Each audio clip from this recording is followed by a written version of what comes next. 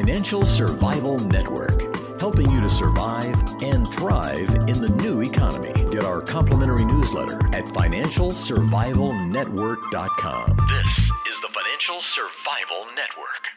This show is brought to you by PrepareWise. We live in uncertain times. Therefore, you need to be prepared. And the best way to be prepared is having 60 or 90 days of food on hand. The place that I go is preparewise.com. They're not only a sponsor, I buy all of my emergency preparedness food from them. Their service is the best. Their selection, incredible. Go to preparewise.com. Use the code Lutz for a special offer. You are listening to the Financial Survival Network. I'm Kerry Lutz on 1590 WPSL. Margaret Thatcher said, "The problem with socialism is that eventually you run out of other people's money." Right now, other people's money is running away from the United States. Who knows why? Well, Gordon T. Long does. He's the one who's figured this out. Gordon, welcome back to the show. Well, thank you very much, Kerry. Always enjoy our conversations. You picked up a trend that no one else has, and that is private equity, which the U.S. invented and has been the main source of investment funds for all types of businesses around the country, the only accessible funds. It's now going overseas. First, how important is private equity in the United States? Maybe we should say, what is private equity? Because many of you don't know. Then, how important it is to the United States economy, and then what's going to be the effect of it leaving the U.S.? Yeah, Kerry, actually what private equity is frankly changing. We've often, and maybe that's part of the confusion, in that private equity has been considered major buyout funds, whether we're talking about Blackstone, KKR, Apollo, any of these groups who have become huge. But you'll find that less and less of their activity in the last few years has been buyouts. It's still significant, but less. And what it's become now is investments. And that investments have been not in the United States, but offshore and around the world. And the reason for it is money's cheap. You can get money for next to nothing here, and in lieu of what was they're previously using the Japanese carry trade. And you can exchange what I'll call useless paper, the U.S. dollar, for real assets abroad at a very, very good rate. And that's the old Austrian concept of the indirect exchange. And that's what they're doing. And the amounts of the types of investments are stunning. And even I don't even think most people are aware of the size of the private equities. They are now in the United States alone, close to 40% of all U.S. companies, small, medium, and large, are now controlled or have major positions from these private equities. That's just in the United States. So it's substantial amounts of money. Hey, and where does this private equity come from? You know, I always hear about it. And it's like, is it some zillionaire down here in Palm Beach who writes a check to Blackstone and says, go forth and take over the world, plant your seeds all over? Where does it come from? Is it just borrowed money from banks? Or who owns these companies? Well, it comes from numbers of sources. Traditionally, it's from their funds that they raised, and they've been able to draw huge amounts of money during the takeover days, from mergers and acquisitions from private funds and money coming into their funds. There's no question about that, and that's still, I would say that's slowed somewhat because people have been a little bit more skeptical, but from placing the money in the funds, but more because of the amount of fees that would traditionally associated with it. But however, where the money now is, a big part of it is coming from the banking industry because the banks are getting it at next to nothing. They've got to place it. It's tough for them to place it. And they want to place it where they know that they have some level of collateral, because the biggest issue with lending today, Kerry, is having quality collateral. So these private equities now, especially going off globally, offshore, are able to secure quality collateral in terms of their investments because many of these were unleveraged collateral holdings. They're sovereign wealth, not sovereign wealth funds, but sovereign holdings. I was reading here the other day in Uganda. Blackstone is a huge power structure dam at the top of the White Nile that they've put in, and the amount of cash flow that it will generate is for years is substantial. That's a viable asset that any bank would borrow against. Now, what part of the earnings the Uganda government's going to get is the real question, but it's certainly a great deal for people like Blackstone. And this is U.S. money, by the way. Mm-hmm. But so we the taxpayer, with the debt that we're incurring and the side growth of these balance sheets, we're not going to see the benefits of that. There's not going to be any tax money for us. And I'm not picking on Blackstone. I mean, they're doing what they're paid to do, and they're working perfectly within the law. But it's just they're certainly winning. Uganda's going to win, but I'm not sure what's in it for the American as we lend money at this kind of rates. Hey, and remember that during the election, it became a big deal that Mitt Romney had funds invested in funds out in the Caymans, and now we see that the new Treasury Secretary there, Jack Lew, he was a big proponent and a big investor in these offshore hedge funds. And, you think it's not just that they're going there for better returns. Let's face it, that's not what it's about necessarily. It's that they're going there for less regulation on where they can invest and what they can invest on. And, who knows what they're investing in is really the issue. I mean, there's no telling what. They can invest in anything. That's precisely the point. These tax havens are more than tax havens. Certainly, there's a real reason for it, but it's you get non-regulatories, and you get complete. There's non-disclosure, so that who owns what and where the money is coming from, there's no visibility to it. So assets not only avoid taxes, but avoid being studied and seen for what they are. And the G7, the recent meeting this weekend, or last weekend, a big central part of it is and one thing the governments can agree on is they got to figure out how to tax it and get at it, because that's the only thing, is they got to figure out how to stop it, because it is so substantial and so large and growing at a phenomenal rate. And we saw that, the tip of the iceberg of that in Cyprus recently. When we realized how much hot money was coming out of Russia alone that was sitting there. And, now it's, we go across from Malta to Luxembourg to even Slovenia, that they were basically trying to move money from rubles into euros and doing a fairly effective job. But there's a bigger plague going on here, Kerry. And it's what I'm referring to as the Great Rotation.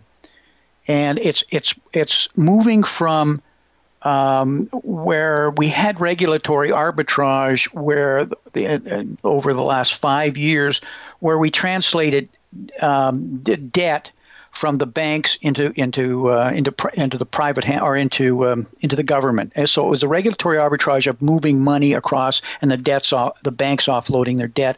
What we're now moving to is a swap of debt for equity, or rather, debt for equity, and that's the movement. And we're beginning to see the tips of it in the stock market, and with the stock market really moving ahead at a significant rate and disconnecting from all measures that have traditionally been measures of valuation.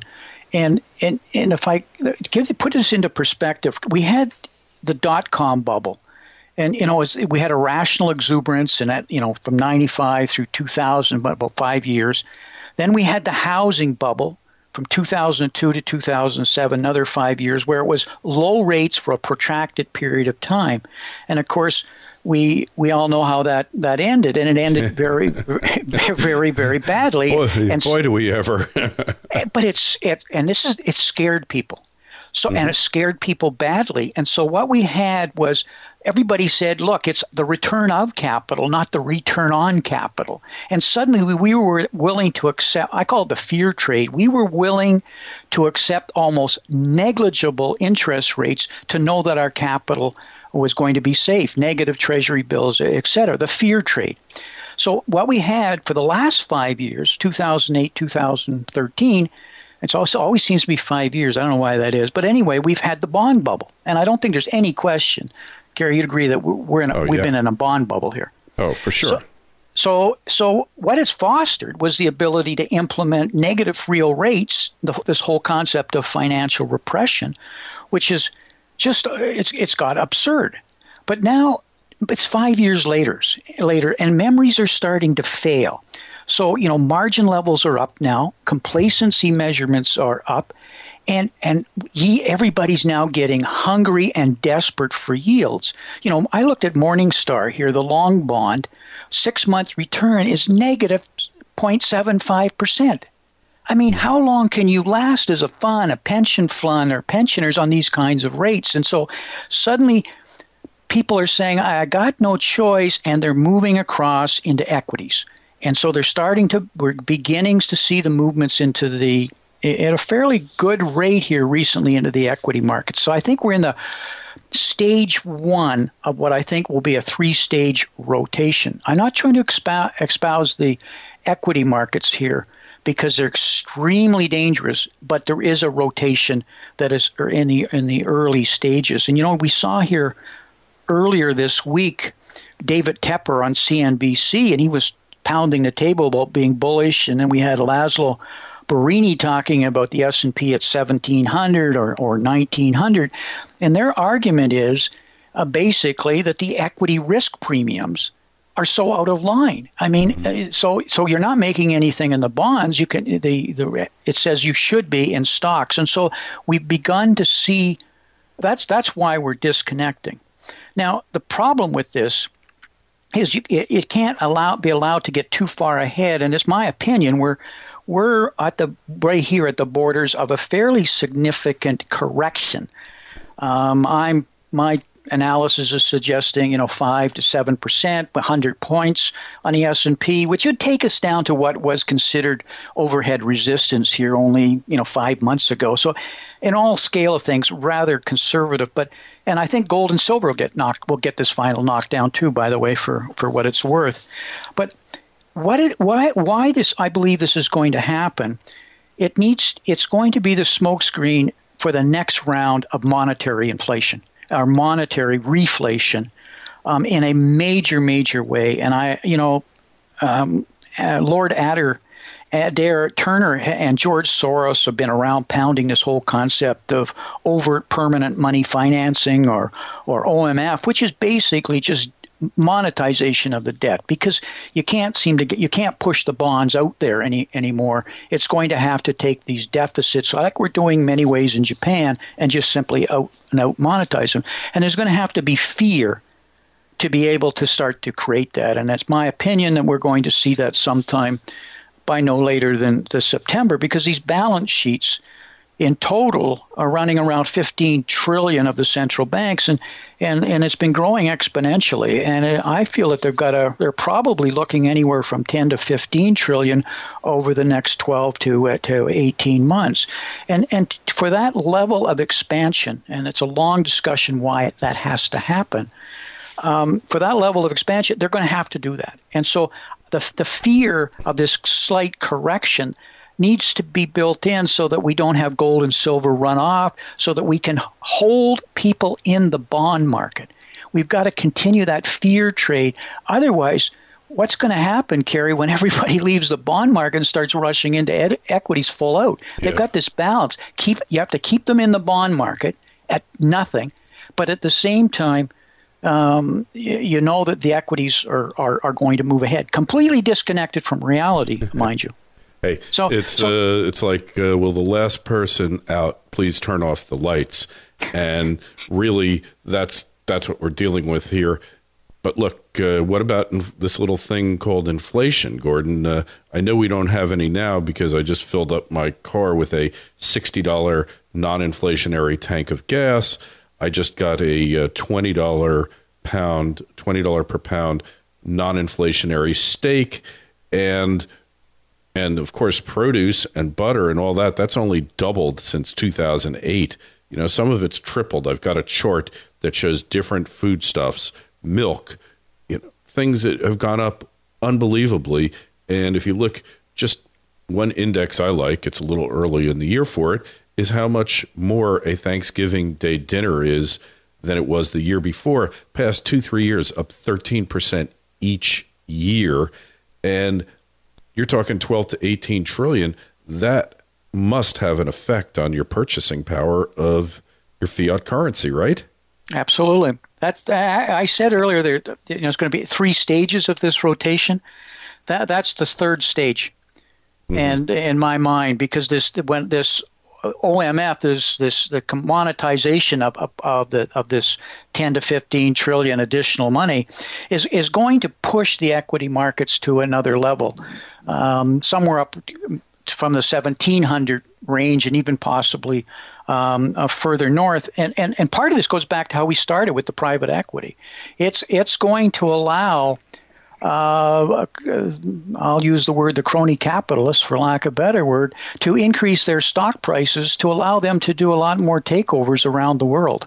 And you're seeing the thin edge of that in the private equity market that's already aggressively going on it, but they're using debt versus using equity that the larger corporations will be able to do if they can drive up their stock price. But you're onto a major point here, and that is the hyperinflation, because the first thing I need to understand with hyperinflation, Kerry, it's first and foremost a currency event. That's when we migrate from high inflation, and we both know we've got high inflation, to actually hyperinflation, and it happens very, very quickly and very, very fast. Right now, velocity of money is falling. You don't get hyperinflation with falling velocity, but the reason it's falling is fear. That will reverse, and it will reverse dramatically, and that'll be because we're afraid of the currency concerns, and that's when the United States dollar and itself and the currency cartel that I refer to, because 90% of the world's trade is conducted in 4 currencies: the sterling, the euro, the dollar, and the Japanese yen. And if their currencies are going down, something's got to go up. But right now, there's nowhere else to go. You can't. What are you going to put your money in? Renminbi, rubles? So, but that will change, and that's why you're seeing China and Russia accumulating gold, all the BRIC countries, at phenomenal rates right now. It's mind-boggling. 1,000 tons in China so far this year. 600 tons in the first quarter, and I think they're at a rate of 1,800 tons this year. Yeah, they'll be having more shortly than our purported reserve of 8,000 tons. Who knows what the underground supply really is in London, because we know there's a certain family that supposedly has $1 trillion worth of it buried in the city. But, Gordon, I know you're a student of history, a scholar of history, and going back to the Weimar, eventually the hyperinflation got so bad that they just printed up money and gave it to the people. And I'm going to postulate something to you, and I want your take on it. In the Great Depression in the U.S., we had bread lines, people selling apples on the street corners. Now we have virtual bread lines, virtual apple peddlers, because we have EBT cards. Perhaps EBT cards are another way of just getting money directly into the hands of the poor so they don't starve, so they can buy their necessities. And maybe we are a lot closer to Weimar than you or I or anybody believes possible. Well, that's precisely it. That's exactly correct. We've got 47 million people on food stamps right now, our families on food stamps right now. You understand that make the Depression bread lines look like just minor events. But you don't. And matter of fact, Walmart even talks about their whole calendar operates around month end when the cards are updated. People shop at midnight because that's when their card gets updated. So they're staffing accordingly. I mean, these are just the thin edges of the degree that we're at. But we have to do that because we're a 70% consumption economy. Yeah. And I believe we're at peak consumption. When I see China at 35 and most developed countries in a 50-55%. And so that consumption is slowing with disposable income at a phenomenal rate right now. So we're already there in my mind. Yeah, but the hyperinflation is coming. And that will be the stage 3 as in my mind, but it's still quite a ways out. We've still got a series of events, this rotation that we're going to go through, because it goes back to my premise that it's going to be a debt for equity swap rotation that we're going in. Because at the end of the day, this is the old Mandrake principle of a mechanism of banking. And we go in the Kondratiev cycle of 55 years. And so right now we should be in the winter where you get tremendous amounts of bankruptcies, taking out the deleveraging and repricing of the malinvestment. But we're not doing that. We're not allowing it. We're not allowing it. So you don't have that market clearing event that then allows capital to be reinvested at a proper level, and we come back up in this and start to expand again. Because we're not allowing this, and the degree at which the malinvestment is just allowed to increase, it's getting worse and worse. And that's why, once you start papering it over, at what point do you stop it? It's my opinion that we can't allow interest rates to go back up again ever. Now they're going to, but if we with rehypothecation, the system would collapse. Because of the collateral that's being pledged multiple times. So it's going to happen because at some point you can't manage it. The global system is too fragile. And, the whole concept of the Kondratiev cycle is very, very sound. But we've never done it. We've never experienced where we had a fiat system, fiat currency systems as broad-based. We've never had it where it was a global recession. And we've never had it where the debt levels, public and private, are this kind of levels. Yeah. So that's a couple of the reasons why it's not as clear. But as you point out, look at the bread lines that should be there. Yeah, it's a great point. And we're living in a world of virtual reality. We're living in a world where the stock market doesn't reflect economic reality like it used to be a leading indicator. We're living in a virtual world where reality isn't what it seems to be, but everybody wants to think it is because it's a lot easier for you to deal with it when you don't really have to deal with what's happening and what will happen. And Gordon, as always, thanks for being on the Financial Survival Network. Your website, where we find you, where we get to see your writings, where is that? Yeah, please. I welcome everybody to join me. I have three sources, the GordonTLong.com. It's primarily a macroeconomics site. I also have triggers.ca, which is a technical analysis and macro analytics where we really look at the trading patterns, et cetera. And I also have a YouTube channel called Gordon T. Long where I do a lot of presentations on a lot of the subjects we were just touching on here this morning. Yeah, and Gordon, you really do some of the best macroeconomic work out there that's open to the general public, that they don't have to spend tens of thousands of dollars per year to get a hold of the information, and we really do appreciate that. And you can always go to financialsurvivalnetwork.com, go sign up for the free newsletter. Gordon, we're always posting to your stuff on the site, as well as I don't know if you ever looked at the site, Gordon, but we're scouring hundreds of websites around the world. I've got Stefan, who's my webmaster. I call him the human aggregator because he goes through every article, and I'll send him a lot in a day. But if the articles aren't relevant to what the types of things that you and I are talking about now, they don't get in.